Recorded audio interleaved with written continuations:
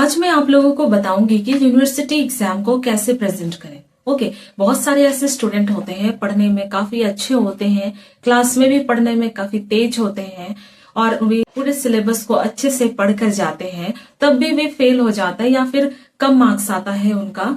आज मैं आप लोगों को ऐसे 5 पॉइंट बताऊंगी, 5 की पॉइंट, जिसको आप अगर मन में रखते हैं, ध्यान में रखते हैं, तो आपका एग्जाम कभी भी खराब नहीं जाएगा। आज इस वीडियो को देखकर आप अपने एग्जाम में 10 से 20 मार्क्स आप एक्स्ट्रा ला लेंगे।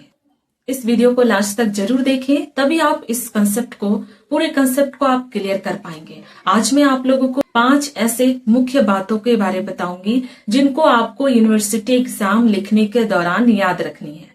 अगर आप इन 5 बातों को, 5 पॉइंट को याद रखते हैं, तो आप एग्जाम में कभी भी फेल नहीं होंगे। आप 10 से 20 मार्क्स आप एक्स्ट्रा ला लेंगे। अगर आपके मार्क्स 50 आने हैं 75 में, 60 मार्क्स, 65 मार्क्स आप आसानी से ला सकते हैं।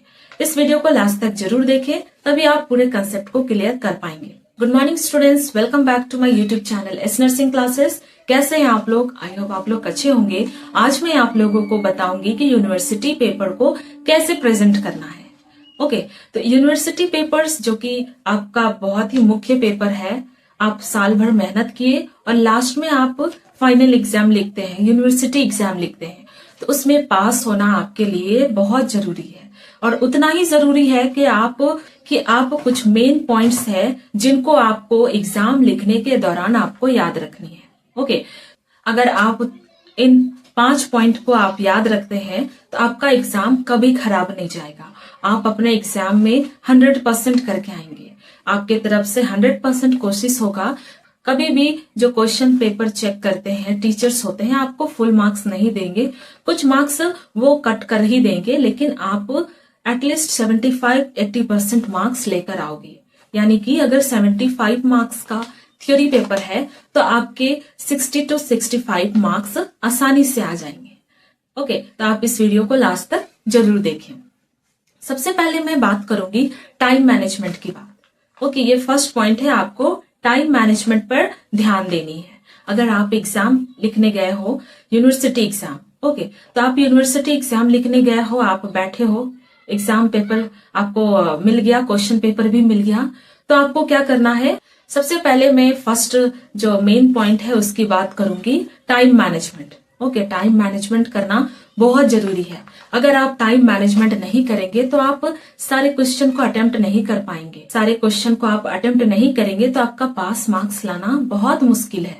ओके, तो आपको टाइम मैनेजमेंट करनी है। इसके लिए आप अपने ध्यान में रखें कि आपको एक घड़ी की व्यवस्था करनी है। अगर आपके पास घड़ी नहीं है तो आप घड़ी ले लें, और नॉर्मल घड़ी लें जिसको आप एग्जाम हॉल में एंटर कर सके। स्मार्ट वॉच, किसी भी प्रकार का स्मार्ट वॉच आप ना लें जिससे आप अंदर नहीं ले जा सकते, यानी कि एग्जाम हॉल में। तो आप एक नॉर्मल सा घड़ी लें और उसको आप अपने एग्जाम हॉल में साथ में ले सकते हैं। नॉर्मल वॉच को आसानी से एंट्री मिल जाएगी। ओके, तो आप घड़ी से आप अपने टाइम को मैनेज कर सकते हैं।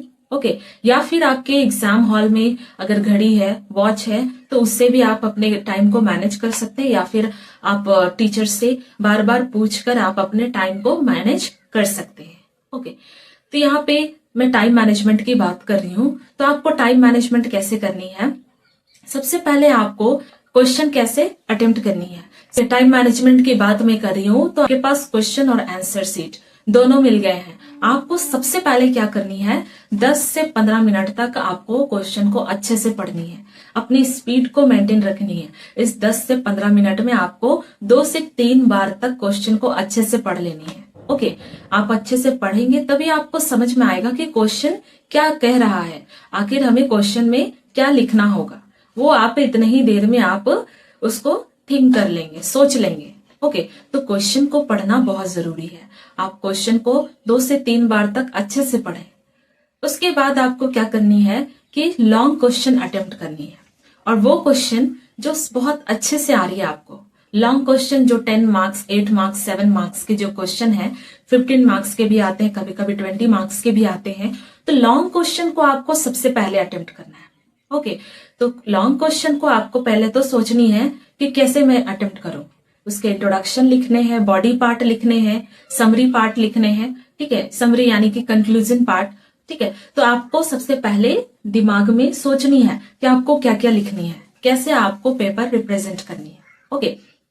तो आप सोच लिए, उसके बाद आप लिखना स्टार्ट किए, ओके। लेकिन आपको ध्यान में रखनी है कि आप वही क्वेश्चन को सबसे फर्स्ट में लिखें जो आपको बहुत अच्छे से आती है, इससे आपका कॉन्फिडेंस लेवल बढ़ेगा, ओके।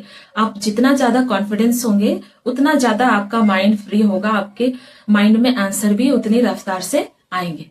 तो आप सबसे जो अच्छे से क्वेश्चन आ रहे हैं, आपको उसके आंसर आ रहे हैं, तो आप उनको सबसे पहले अटेम्प्ट करें। उसके बाद आप 5 मार्क्स के क्वेश्चन, 4 मार्क्स के क्वेश्चन या फिर 3 मार्क्स के क्वेश्चन, ऐसे थोड़े मिडिल वाले मार्क्स, उसको आप अटेम्प्ट करें, ओके। उसके बाद आप 2 मार्क्स, 1 मार्क्स के क्वेश्चन को अटेम्प्ट कर सकते हैं, ठीक है। क्योंकि आप लास्ट में आपके पास टाइम कम रहेंगे, आपके पास 2 मार्क्स, 1 मार्क्स के क्वेश्चन आपको अटेम्प्ट करने हैं, तो इसमें आप आसानी से कर सकते हैं। क्योंकि जो 2 मार्क्स और 1 मार्क्स के क्वेश्चन होते हैं, उसके लिए आप 1 पेज लिख देंगे तो काफी है, आपको 2 ही मार्क्स मिलेगा। लेकिन जो पेपर चेक करते हैं जो टीचर, आपको कभी भी फुल मार्क्स नहीं देंगे, ओके। 2 मार्क्स के हैं, अगर 1 मार्क्स के हैं क्वेश्चन या 2 मार्क्स के हैं, तो आपको 2 में 2 कभी नहीं मिलेगा, 1.5 या 1 मार्क्स तक ही देंगे। तो आपको इसमें टाइम वेस्ट करने की जरूरत नहीं है, ओके। आप 2 मार्क्स के क्वेश्चन में भी आप 2 पेज, 3 पेज, 5 पेज तक लिख रहे हैं, तो आपके लिए ये वेस्ट है, ओके। आप 2 मार्क्स, 1 मार्क्स के क्वेश्चन के लिए 1 से 1.5 पेज तक आप लिखें, इससे ज्यादा ना लिखें, ओके। तो आपको आसानी से इसमें मार्क्स मिल जाएंगे। अब मैं बात करूंगी जो सेकेंड मोस्ट इंपॉर्टेंट पॉइंट है, मार्जिन एंड स्पेस। आपके पास पेपर है, आंसर सीट है, उसको आपको कैसे मार्जिन करना है, स्पेस देनी है। आपके पेपर के जो लेफ्ट साइड का एरिया होता है, उसमें आपको मार्जिन देनी है, ओके, स्ट्रेट मार्जिन। और जो राइट साइड की एरिया होती है, उसमें आप मार्जिन दे भी सकते हैं, नहीं भी दे सकते हैं। लेकिन आप पेपर को फोल्ड करके एक मार्क जरूर कर लें कि आप उतने ही दूर में आप आंसर लिखेंगे, ठीक है।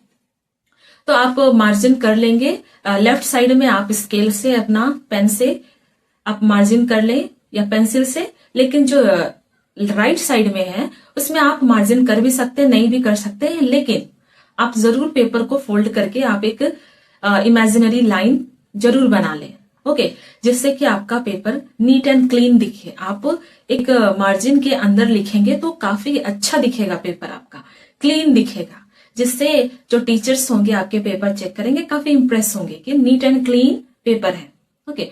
तो आपको दोनों साइड मार्जिन कर लेनी है अच्छे से, ताकि आपका एक जो एरिया है वो आपको पता चले कि आपको कितने जगह में लिखना है।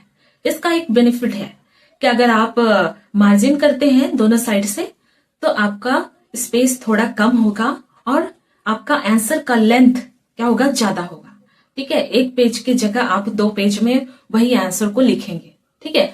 तो इससे आपका पेज भी बढ़ेगा। समझ में आ गई, ओके। तो आप ऐसा जरूर करें। अगर आप ऐसा करेंगे तो आपका पेज, आपका आंसर शीट काफी अट्रैक्टिव दिखेगा। समझ गए आप लोग। अब मैं तीसरे पॉइंट की बात करूंगी कि आप जब क्वेश्चन आंसर लिखते हैं तो आप नंबरिंग अच्छे से करें, ओके। अगर आपने सारे आंसर अच्छे से लिखे हैं, सही लिखे हैं, लेकिन नंबरिंग नहीं किए हैं, तो ये आपको 0 मार्क्स ही दिलाएगा, अगर आप नंबरिंग अच्छे से नहीं किए हैं, ओके। आपने बहुत बार टीचर्स को जो आपके पेपर चेक करते हैं, उनके पास ऐसा भी पेपर आता है जिसमें नंबरिंग नहीं किया हुआ है। जैसे आप फर्स्ट नंबर क्वेश्चन के A नंबर क्वेश्चन को अटेम्प्ट किया है, तो आपने इसको अच्छे से नहीं लिखा, आपने क्वेश्चन का नंबरिंग अच्छे से नहीं किया, तो इसमें क्या होगा कि आपके जो आंसर सीट है, उसमें किस क्वेश्चन का आंसर है, ये आपके जो आंसर सीट को जो टीचर चेक कर रहे हैं उनको समझ में नहीं आएगी और वो कंफ्यूज हो जाएंगे। तो हो सकता है वो उस आंसर के लिए 0 मार्क्स दे दे, क्योंकि आपने नंबरिंग अच्छे से नहीं किया है, ओके। और यहाँ पे मैं बता दूं कि आपको जो नंबरिंग है वो डार्क करनी है, ठीक है। जैसे कि आपका क्वेश्चन नंबर फर्स्ट है, क्वेश्चन नंबर फर्स्ट के आप A नंबर को अटेम्प्ट किए हैं, ओके। क्वेश्चन नंबर फर्स्ट है, उसके सब क्वेश्चन है A नंबर, तो A नंबर को आपने अटेम्प्ट किया है, तो आपको फर्स्ट नंबर और ब्रैकेट में ए नंबर का आंसर ऐसे लिखना है, और आपको इस नंबर को क्या करना है, डार्क करना है कि ये दूर से अच्छे से दिखे। ठीक है, आपके जो टीचर हैं पेपर चेक करें, उनको अच्छे से दिख जाए कि ये कौन सा क्वेश्चन का आंसर है। तो इस बात को आपको अच्छे से ध्यान में रखनी है।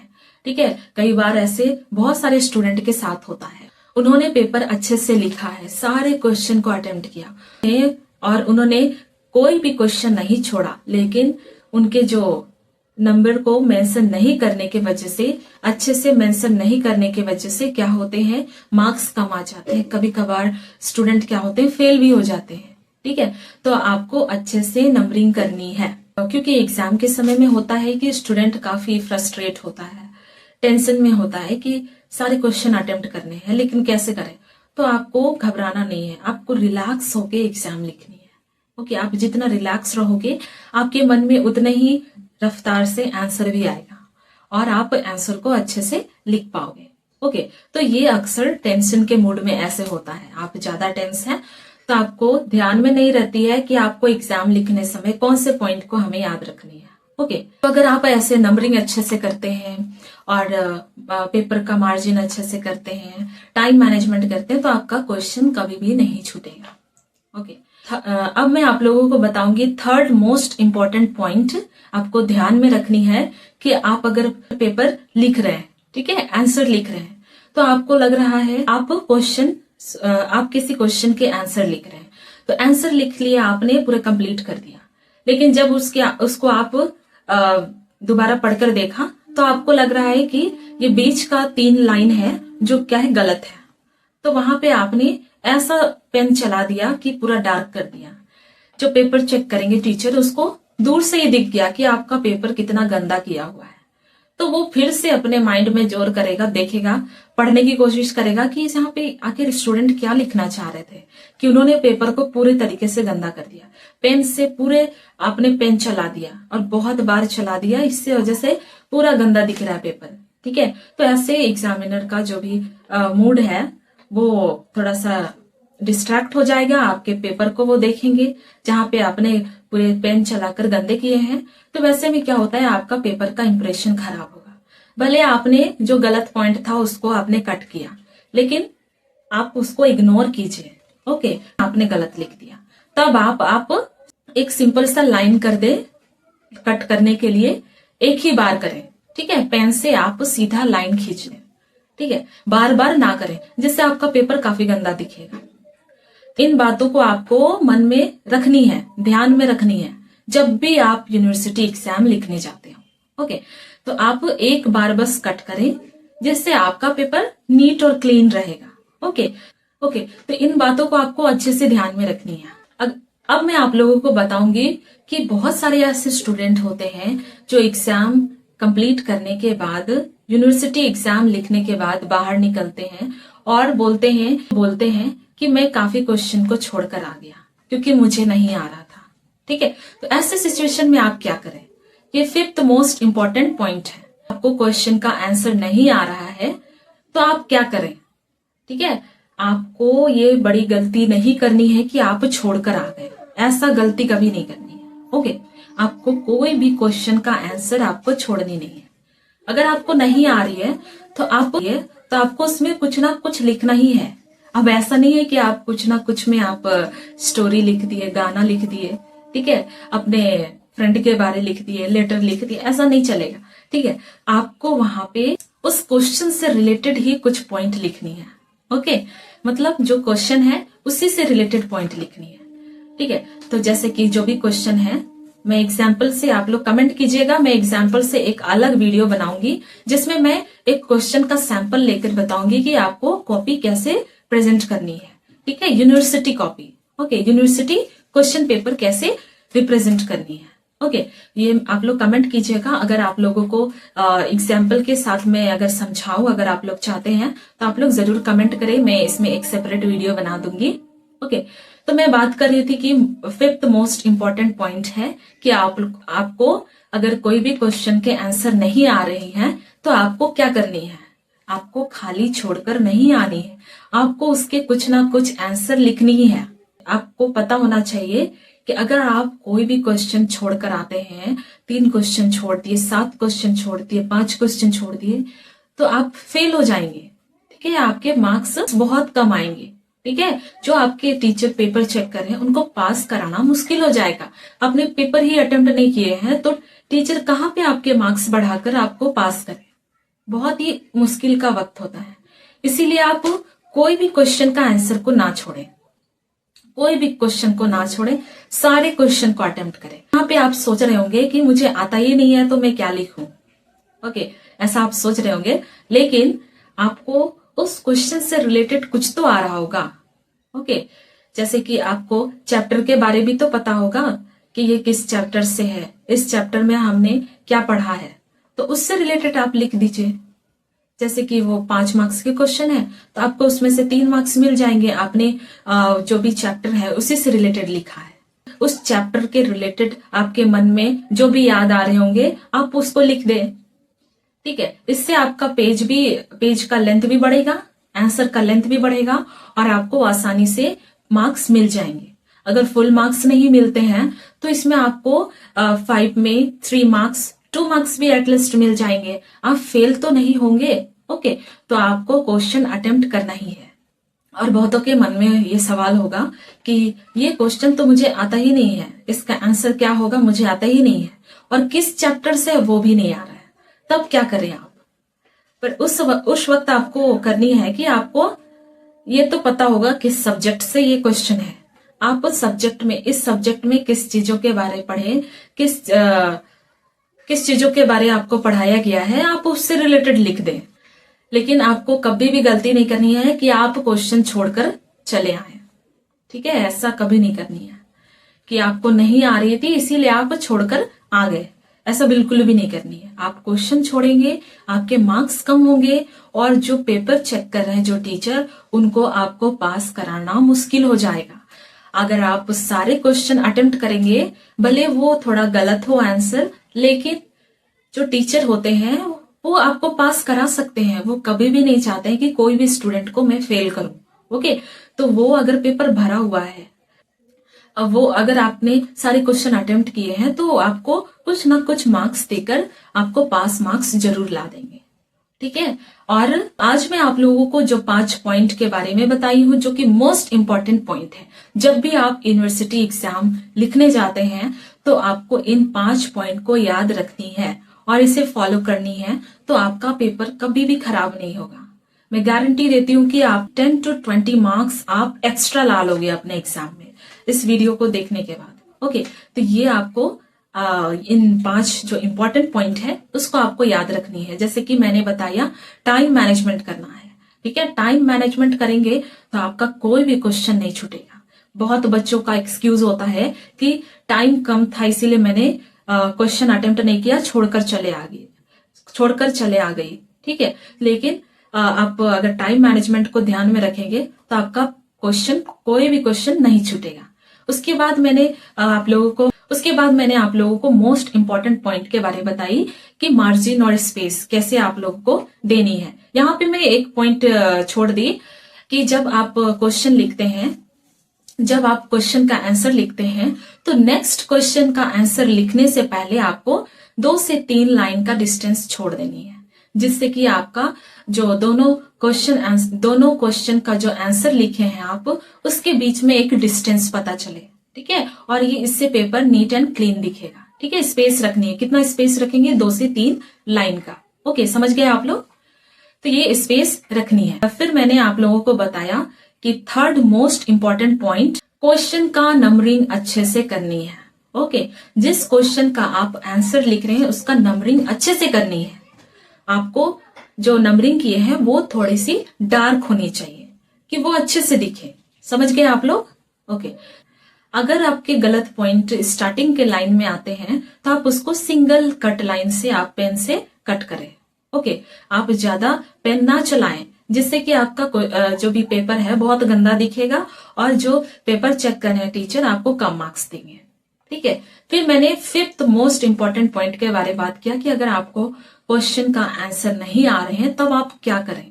इसमें हम लोगों ने बात किया कि अगर नहीं आते हैं तो आप उस चैप्टर के बारे में, उस चैप्टर से रिलेटेड, जिस चैप्टर से क्वेश्चन है उससे रिलेटेड आपको कुछ बहुत आते होंगे तो आप उसको लिखें। ओके, अगर वो भी नहीं पता है तो आप सब्जेक्ट से रिलेटेड लिखें। तो आपको जो टीचर्स हैं जो आपके पेपर चेक करें आपको कुछ ना कुछ मार्क्स जरूर देंगे, जिससे आपके मार्क्स बढ़ जाएंगे। लेकिन आप ये गलती कभी ना करें कि आप क्वेश्चन अटेम्प्ट ही ना करें, नहीं आ रही है इसीलिए आप छोड़ दें। ऐसा करेंगे तो आपको आपकी नुकसान होगी। ओके, आपके मार्क्स नहीं मिलेंगे उस क्वेश्चन में और आपके मार्क्स बहुत कम आ जाएंगे। कभी कभी के स्टूडेंट का ऐसा भी होता है, टीचर को बहुत प्रॉब्लम होती है कि आपको कैसे पास कराएं। तो ऐसा ना करें, आपको सारे क्वेश्चन अटेम्प्ट करके आनी ही आनी है, आपको छोड़ना नहीं है।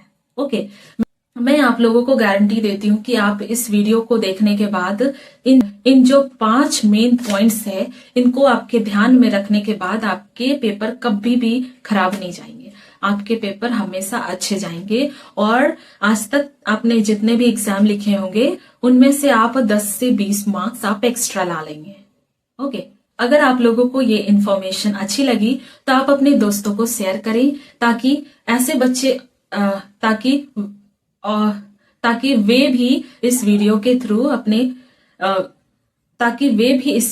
थ्रू काफी कुछ जानकारी ताकि वे भी इस वीडियो के थ्रू जानकारियां ले सके कि यूनिवर्सिटी पेपर को कैसे प्रेजेंट करनी चाहिए और उनका भी पेपर खराब ना हो।